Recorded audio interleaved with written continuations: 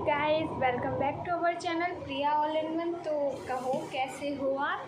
आज मैं आपके साथ कोई मेकअप लुक या कोई और चीज़ शेयर नहीं करने वाली हूँ। जी हाँ, आज मैं आपके साथ अपना एक्सपीरियंस शेयर करने वाली हूँ। जी हाँ, मैं अपनी डिलीवरी एक्सपीरियंस आपके साथ शेयर करने वाली हूँ।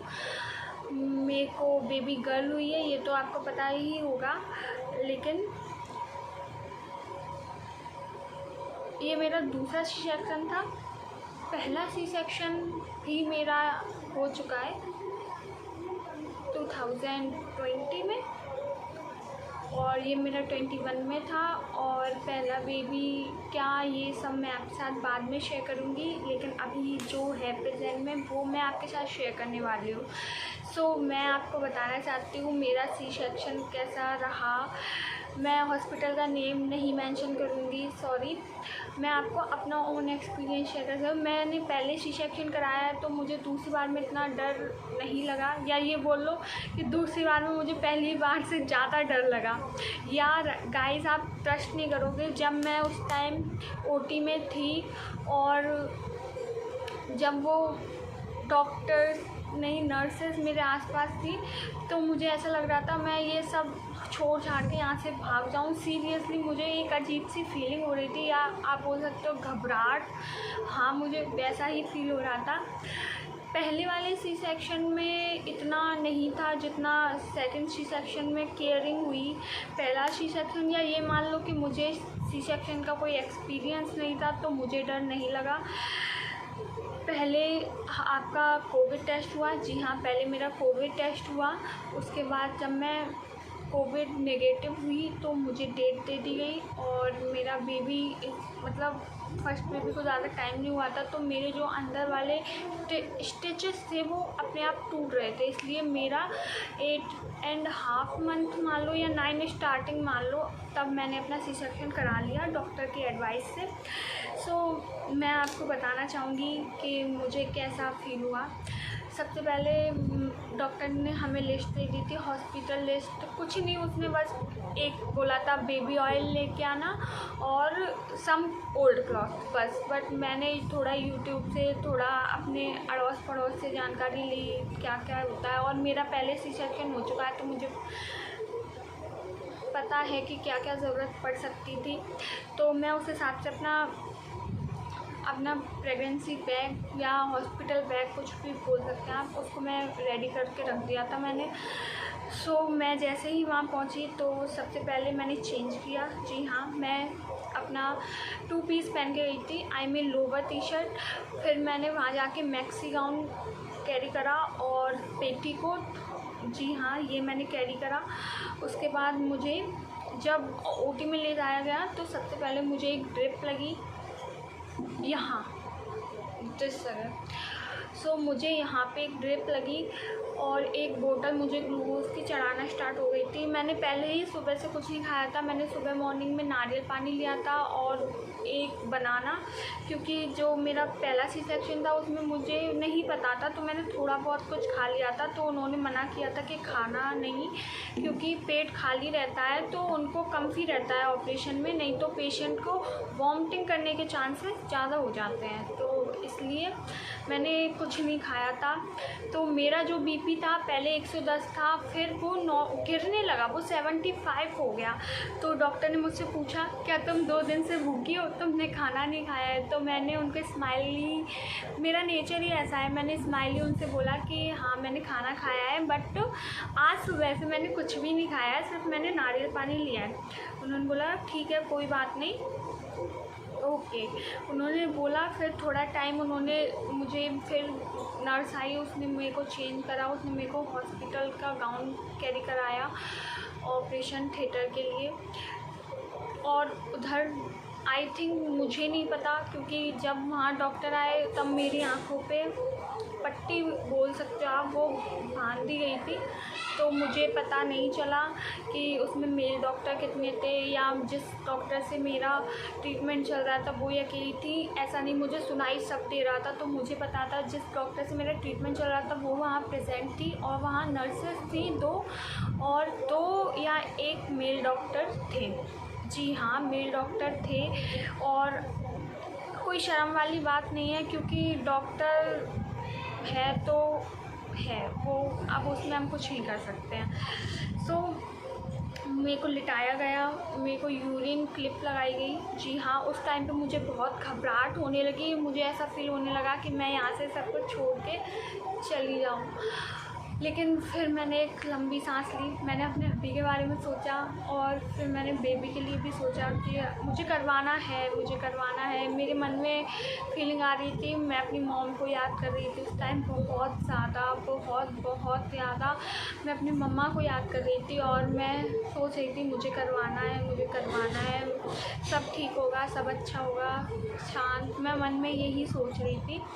उसके बाद ड्रिप लगने के बाद डॉक्टर आए, उन्होंने मेरी कमर में इंजेक्शन डाला और बोल के डाला। ये मुझे अच्छा लगा और थोड़ा डर भी लगा कि बोल के डाल रहे हो तो सही है। अगर आप बिना बोले ऐसे किसी को इंजेक्शन आएंगे तो अपने आप बॉडी रिएक्ट करेगी, बॉडी हिल सकती है, कुछ भी हो सकता है।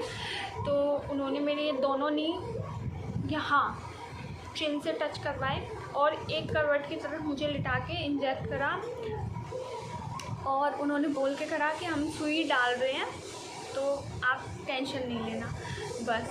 तो मैं ऐसे लेटी रही, फिर उन्होंने मेरे को इंजेक्शन लगाया।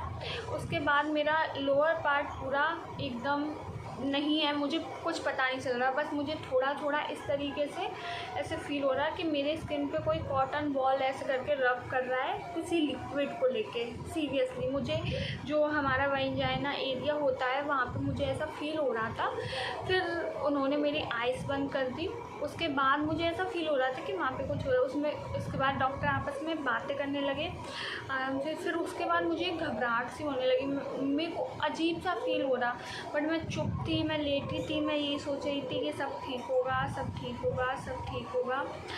और उसके बाद उन्होंने मुझे यहाँ मतलब जो हमारा बेस्ट एरिया होता है उसके 3 इंचेस नीचे मुझे कस के प्रेस करा। उस टाइम पे मुझे सांस लेने में इतनी प्रॉब्लम हो रही थी, मैं बोलना चाह रही थी बट मेरे मुंह से आवाज़ ही नहीं निकल रही थी कि मैं उनको बोलूं कि आप ऐसे प्रेस मत करो, मुझे सांस लेने में प्रॉब्लम हो रही है, बट मैं नहीं बोल ही नहीं पा रही थी। बोल सकती क्या, मैं बोल ही नहीं पा रही थी, कुछ मेरे मुँह से आवाज़ ही नहीं निकल रही थी उस टाइम पर। फिर थोड़ा मैंने अपने आप को प्रेस करना उन्हें जब बंद करा, थोड़ा मैंने काम करा अपनी आँखों को, थोड़ा सा मुझे ऐसा लग रहा है कि मुझे चक्कर सा आ रहा है। इतने में मुझे बेबी के रोने की आवाज़ सुनाई दी, तो एकदम से मेरा जो वो था ना, ऐसा लग रहा था मुझे चक्कर आ रहा है, तो वो एकदम से मेरा उधर से ध्यान हट के बेबी के रोने पे मेरा सारा ध्यान चला गया। फिर बेबी की थोड़ी सी ही रोने की आवाज़ आई, ना तो उन्होंने मेरे ऊपर बेबी को लिटाया ना कुछ किया, बस वो ले गए बेबी को, मुझे नहीं पता कहाँ। उसके बाद थोड़े टाइम तक ऐसे ही मेरी आइज़ क्लोज रही, थोड़ी देर बाद मेरे स्टिचेस वगैरह कंप्लीट हुए, उसके बाद मुझे लिटा दिया। एंड ऑपरेशन थिएटर में एसी ऑन था, तो एक नर्स आई, उसने क्या करा, एसी को और तेज़ कर दिया। अब पहले तो मैंने सोचा मेरी बॉडी है और मेरे घर पे एसी नहीं है, सीरियसली मेरे यहाँ एसी नहीं है, तो मुझे एसी की बिल्कुल हैबिट नहीं है, बल्कि मैं अगर गाड़ी या किसी एसी शॉप में भी चली जाती हूँ तो मेरा हेडेक होने लगता है, या मुझे एसी की आदत नहीं है इस वजह से। तो अब वो नर्स एसी ऑन करके और ज़्यादा टेम्परेचर पे चली गई। अब थोड़ी देर तक तो मैं देखती रही, अब मैं सोच रही मैं चिल्लाऊँ, मेरे स्टिचेस है, मैं थोड़ा बोलूँ ज़ोर से, कोई आ ही नहीं रहा। तब कहीं जाके 15-20 मिनट बाद एक नर्स आई, तब मैंने उससे बोला कि मुझे सर्दी लग रही है, आप एसी बंद कर दो या कम कर दो। तो उसने एसी बंद कर दी। मुझे एक वाइट कलर का चादर हॉस्पिटल का था, वो मेरे को उड़ाया। फिर बहुत टाइम हो गया, कम से कम 20-25 मिनट मेरा ऑपरेशन हुआ था। शाम को 3:45 बजे मैं गई थी ओटी में और मैं निकल के आई 6 बजे। सीरियसली जब मेरा सेकंड सी सेक्शन था और जब मेरा फर्स्ट सी सेक्शन था तो मैं ऑपरेशन थिएटर में 5 मिनट पहले गई और 15 मिनट में आ गई, और बेबी तो 2 मिनट में ही हो गया था। तो इस बार मुझे भी थोड़ा अजीब लग रहा है कि ये क्या है। फिर बहुत देर तक मैं लेटी रही, फिर एक नर्स आई, उसमें स्माइल करते हुए मुझसे कहा कि आपको बेबी गर्ल हुई है। मेरे को मास्क लगा था कोविड की वजह से, तो मैंने स्माइल करा बट वो समझ गई। तो उसने मुझसे पूछा, मेरे भाई और मेरे हब्बी दोनों बाहर थे, और मेरी मेरी सिस्टर इन लॉ मतलब मेरी ननद और मेरी मामी सास वो भी थे बाहर। मेरी सास नहीं है और मेरी मम्मा भी एक्सपायर हो गई हैं, तो कोई नहीं था, बस यही 2 लेडीज़ थी। और कोविड की वजह से अलाउ भी नहीं कर रहे थे, मैं किसी को जानबूझ के नहीं लेके गई। फिर इसके बाद जब वो नर्स आई और उसने मेरे से पूछा कि जो टी शर्ट पहने हैं वो आपके हब्बी हैं, तो मैंने कहा नहीं वो मेरे भाई हैं, जो वाइट कलर की शर्ट पहने हैं वो मेरे हब्बी हैं। वो चली गई इतना पूछ के। अब आई डोंट नो कि उसने ऐसा क्यों पूछा। इतने में एक और नर्स आई, उसने मुझसे कहा कि आपके हब्बी आपके बेबी को बहुत प्यार कर रहे हैं, उसको बार बार किस कर रहे हैं, उसको नाम भी रख दिया उसको उसी नाम से बुला रहे हैं। तो मैं और खुश हो गई। मैंने कहा चलो बेबी तो मेरा ठीक है, बेबी मेरी ठीक है। इसके बाद मुझे शिफ्ट किया गया, तो उन्होंने मेरी ड्रिप में इंजेक्शन लगा दिया नीम का, जबकि मुझे पता ही नहीं था, मुझे इस चीज़ की ज़रूरत नहीं थी। तो जब मुझे लिफ्ट से फर्स्ट फ्लोर पे शिफ्ट किया जा रहा था, तो मैं ऐसे घूम रहा था सब। तो जो मेरे भाई थे वो मेरे से पूछ रहे थे दीदी आप ठीक हो, तो मैं ऐसे करके उनको देख रही थी, तो वो समझ रहे थे कि हाँ इनको नशा है अभी। तो उन्होंने बोला ठीक है, अब बोली हूँ। उसके बाद जब नर्स मुझे बेड पे शिफ्ट करके जाने लगी, तो मैंने उससे बोला कि मुझे हेडेक हो रहा है बहुत ज़्यादा कस के। तो उसने बोला आपको नींद का इंजेक्शन दिया गया है, आप आंखें बंद करिए और सो जाइए। नींद आ ही नहीं रही थी मुझे सर दर्द की वजह से। फिर मैं थोड़ी देर शांति से लेटी रही। फिर मैंने अपनी दीदी को बोला कि मुझे बेबी दिखा दो, मेरे पास लिटा दो। उन्होंने कहा नहीं अभी तुम्हें होश नहीं है, तुम्हें ध्यान नहीं रहेगा, बेबी हमारे पास है, तुम आराम करो। इसके बाद एक डॉक्टर आता है मेल, वो मुझे बोलता है कि आपको पेन हो रहा है। तो मुझे पेन हो रहा था, और क्योंकि मेरा इस बार जल्दी सी सेक्शन हुआ, तो उससे पहले ही मुझे पेन रहता था, तो मुझे आदत बोल दो आदत पड़ गई या कुछ भी, तो मैंने मना कर दिया। उसने कहा आपको इंजेक्शन दे दूँ, तो मैंने कहा नहीं। मेरे हब्बी ने कहा ले लो फिर बाद में दर्द होगा। मैंने कहा नहीं मुझे नहीं चाहिए। वो फिर 3-4 बार मुझे पूछ के गया कि आपको इंजेक्शन दे दूँ, आपको इंजेक्शन दे दूँ। फिर लास्ट में मैंने बोल दिया उसको हाँ लगा दो, आप मेरे को पेन का इंजेक्शन लगा दो। उसके बाद मुझे कोई ग्लूकोज की बोतल चढ़ती रही। मैं नॉर्मली मेरा सी सेक्शन अच्छा हुआ। मुझे 2 दिन बाद ही खाने के लिए बोल दिया था, हल्का फुल्का खाने के लिए, और हल्का।